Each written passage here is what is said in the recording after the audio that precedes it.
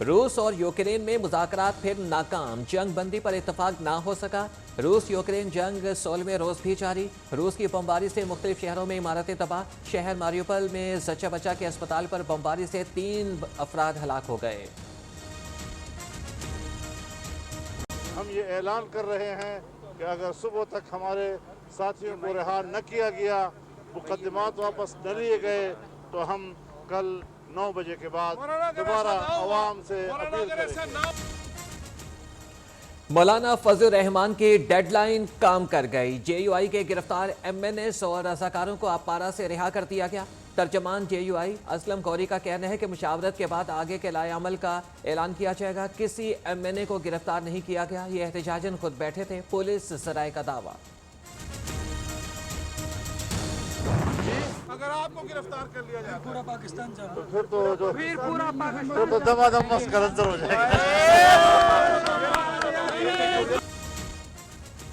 मुझे गिरफ्तार किया गया तो दमादम मस्त कलंदर होगा। हुकूमत ने अंसारुल इस्लाम के कारकुनों का बहाना बनाकर पार्लियामेंट लॉजेस पर हमला किया। सारी सूरत हाल रियासती पुलिस दहशतगर्दी के सिवा कुछ नहीं। मौलाना फजल रहमान के इस्लामाबाद में मीडिया से गुफ्तगू। धरना रोकने के ऐलान के बाद कारकुन मुंतशिर हो गए। लाहौर, इस्लामाबाद और कराची में एहतजाज खत्म। कोयटा में भी कारकुन घर चले गए। सड़कें ट्रैफिक के लिए बहाल।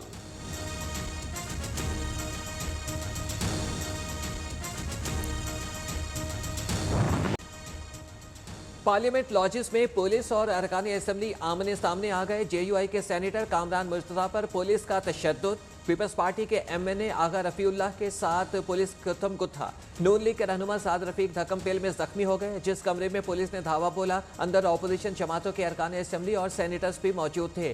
पुलिस वालों ने एमएनए के लॉज का दौरा तोड़ा और इस हवाले से जबरदस्ती अंदर घुस गए। सेनेटर कामरान मुर्तजा ने थाना सेक्रेटेरिएट में दरखास्त जमा करा दी।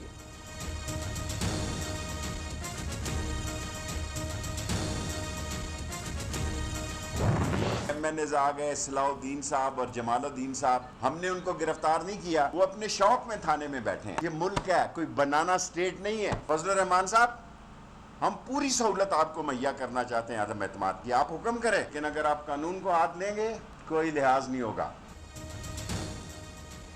फजल रहमान, कानून हाथ में लेंगे तो कोई लिहाज नहीं होगा। रशीद की प्रेस कॉन्फ्रेंस।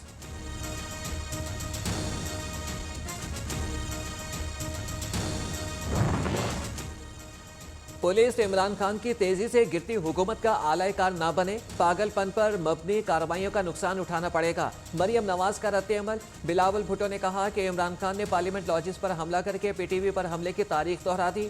सिलेक्टेड वजीर आजम ने अरकान असेंबली को हरासा करना शुरू कर दिया। हुकूमती इत्तेहादी एमक्यूएम की भी अरकान असेंबली पर तशद्दुद की शदीद मसम्मत।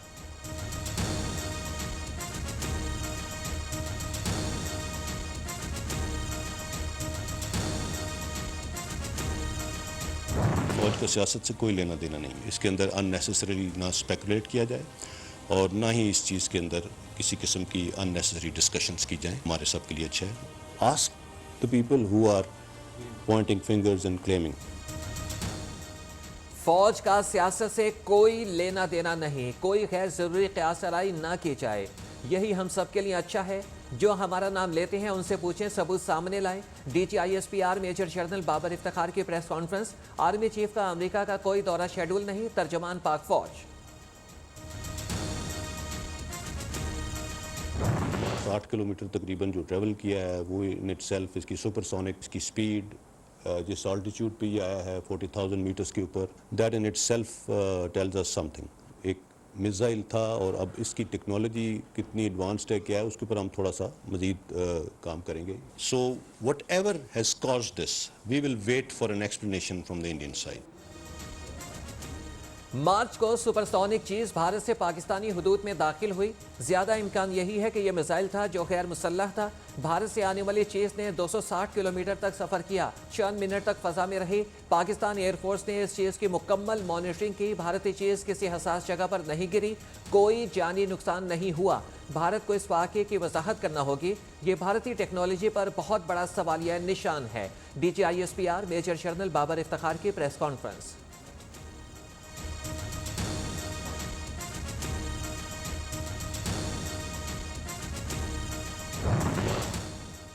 भारत के नासिमुल उमूर की इस्लामाबाद में दफ्तर खारजा तलबी भारतीय साख के सुपरसोनिक फ्लाइंग ऑब्जेक्ट के जरिए फ़ज़ाई हदूद की बिलाश्तियाल खिलाफ वर्जी पर शदीद एहतजाज।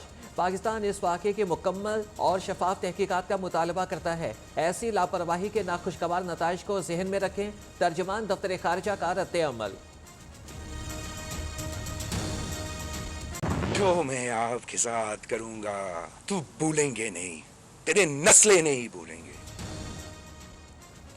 इमरान खान के साथ वो करूंगा जो नस्लें याद रखेंगी। आसिफ जरदारी को बंदूक की धमकियां देना संगीन मामला, ऐसे नहीं छोड़ेंगे। कभी बंदूक नहीं उठाई मगर चलाना जानते हैं। बिलावल भुट्टो की ललकार, गाली देने से इमरान खान की कुर्सी नहीं बचेगी। ये जितना बौखला गया है इतनी ज्यादा बदजुबानी करेगा। ये समझता है कि हम डर जाएंगे तो सुन लो, हमारी रगों में शहीदों का खून है। इमरान खान की धमकियों के खिलाफ कानूनी चाराजोई का ऐलान।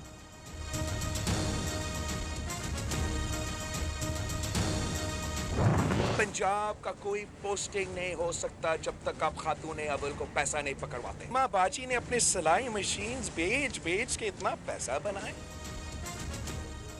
हर तरफ खातून अव्वल की करप्शन का चर्चा है। इमरान खान की बीवी को पैसे दिए बगैर पंजाब में कोई नौकरी नहीं मिलती, कोई तबादला नहीं होता। वज़ीर आला बनने के लिए बुज़दार का दिया गया पैसा जादू की तरह से चला। शर्म करो, तुमने अस्पताल का खैराती पैसा खाया। कैसे मान लें आपकी बहन ने सिलाई मशीनों से इतना पैसा कमाया। तुम्हारे बाप को करप्शन पर नौकरी से निकाला गया। चेयरमैन पीपल्स पार्टी की प्रेस कॉन्फ्रेंस।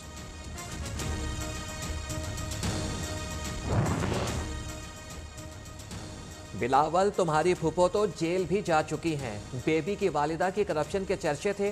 बिलावल भुट्टो घरेलू खवातीन के खिलाफ बयानबाजी न करें। भुट्टो ने अपने इक़्तिदार के लिए मुखालिफिन को कत्ल कराया। मुआविन खुसूसी शहबाज गिल के जवाबी वार। वज़ीर ममलिकत फ़ारूक हबीब ने कहा कि सिंध के तमाम करप्शन के पैसे फरियाल तालपुर पकड़ती हैं। विफाकी वज़ीर मुराद सईद ने कहा कि बिलावल जरदारी ने खातून अव्वल से मुतालिक गलीज़ ज़बान इस्तेमाल की।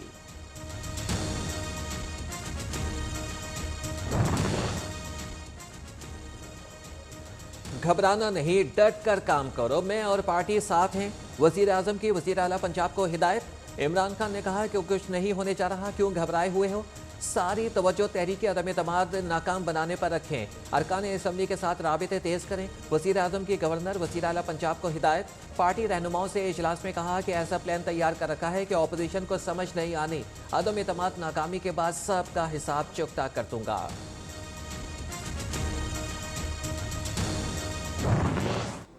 आपने घबराना नहीं। ऐसी बुज़दिल हुकूमत मैंने नहीं देखी। बेदस्तफा रज़ाकार से डरती है। धमकियां मत दो, हमने चूड़ियां नहीं पहन रखी। इल्जाम मत लगाओ, सबूत सामने लाओ। मौलाना फजलुर रहमान का इमरान खान को जवाब। कहा कि इक़्तिदार की कश्ती डूब रही है तो तड़पते क्यों हो। आपकी नस्ल तो है ही नहीं जो याद रखे। यूथ ये जरूर याद रखेंगे। पीटीआई को अमेरिका, इसराइल और भारत से फंड्स मिले। तुम इतने नालायक हो कि आपके आका भी नाराज हो गए।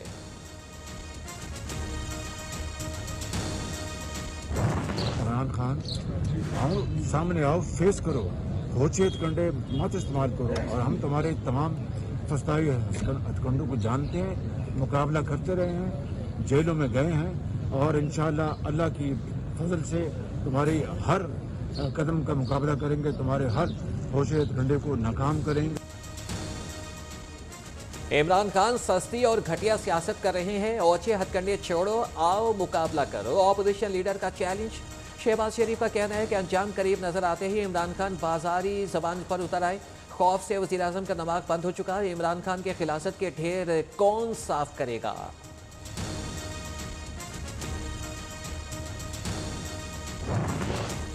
शहर इक़्तिदार में जोड़ तोड़ उरूज पर। MKM वफ़द की आसिफ अली जरदारी से अहम मुलाकात। तहरीक अदम एतमाद पर मुशावरत। आसिफ जरदारी के साथ चलने की पेशकश। मुतहदा वफ़द मौलाना फजलुर रहमान से भी मिले। खालिद मकबूल सदीकी ने कहा कि हुकूमतें आती जाती रहती हैं, ऐसा हल चाहते हैं कि जमहूरियत को नुकसान न पहुँचे। PDM सरबराह से BNP के अख्तर मेंगल की मुलाकात। तहरीक अदम एतमाद पर मुशावरत।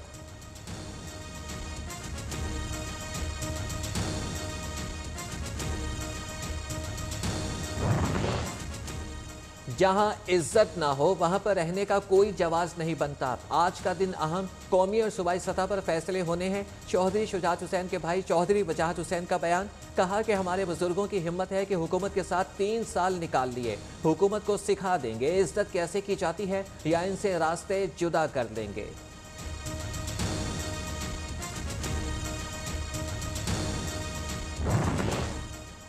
चाहते हैं कि अदम एतमाद का मरहला 23 मार्च से पहले मुकम्मल हो जाए। हुकूमत को 179 अरकान की हिमायत हासिल है। वज़ीर इत्तलात फवाद चौधरी का दावा, कहा कि इजलास कब बुलाना है और किसको असम्बली दाखिले से रोकना है ये स्पीकर का इख्तियार है।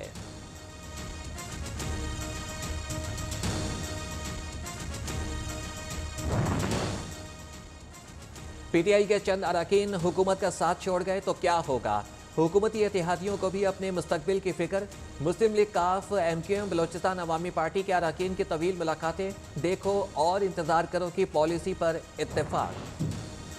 आर्मी चीफ का पंजाब रेजिमेंटल सेंटर मर्दान का दौरा, यादगार शोहदा पर फूल चढ़ाए। सिपाही सालार ने लेफ्टिनेंट जनरल मोहम्मद अदनान को रैंक के बैचेस लगाए। Corps commander Karachi lieutenant general Mohammad Saeed का Kotri field firing range Hyderabad का दौरा, फौजी मशकों का मुआयना किया।